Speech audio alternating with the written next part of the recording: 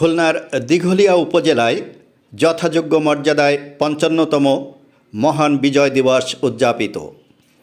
এ বিষয়ে আমাদের বিশেষ প্রতিনিধি ইঞ্জিনিয়ার ওয়াহিদ মুরাদ জানাচ্ছেন বিস্তারিত। আজ ১৬ ডিসেম্বর মহান বিজয় দিবস। ১৯৭১ সালের এই দিনে ৯ মাসে রক্তক্ষয়ী মুক্তিযুদ্ধের মধ্য দিয়ে বাঙালি জাতি অর্জন করে কাঙ্ক্ষিত স্বাধীনতা।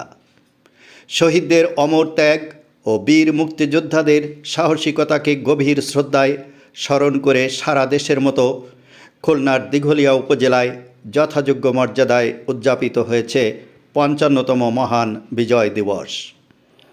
উপজেলা প্রশাসনের উদ্যোগে দিনব্যাপী নানান কর্মসূচির মধ্য দিয়ে দিবসটি পালিত হয়।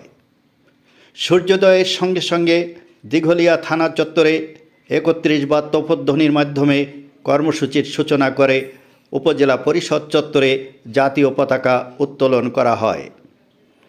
সকাল ৮:৩০টায় দেয়াড়া গণকবর স্মৃতিস্তম্ভ ও উপজেলা শহীদ মিনারে পুষ্পস্তবক অর্পণের মাধ্যমে বীর শহীদদের প্রতি শ্রদ্ধা নিবেদন করা হয়। পরে বীর শহীদদের স্মরণে ১ মিনিট নীরবতা পালন করা হয়। সকাল ৯টায় উপজেলা পরিষদ মাঠে অনুষ্ঠিত হয় আনুষ্ঠানিক কুচকাওয়াজ, ডিসপ্লে এবং ক্রীড়া প্রতিযোগিতা। পাশাপাশি বিজয় দিবস উপলক্ষে ছিল বিজয় দিবস মেলা।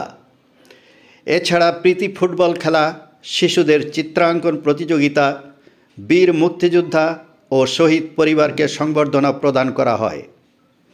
দিবসটি উপলক্ষে আলোচনা সভা, বিশেষ খাবার পরিবেশন, প্রামাণ্য চিত্র প্রদর্শন ও আলোকসজ্জার মধ্য দিয়ে উৎসবমুখর পরিবেশে দিঘলিয়ায় মহান বিজয় দিবসের সকল কর্মসূচি সফলভাবে সম্পন্ন হয়।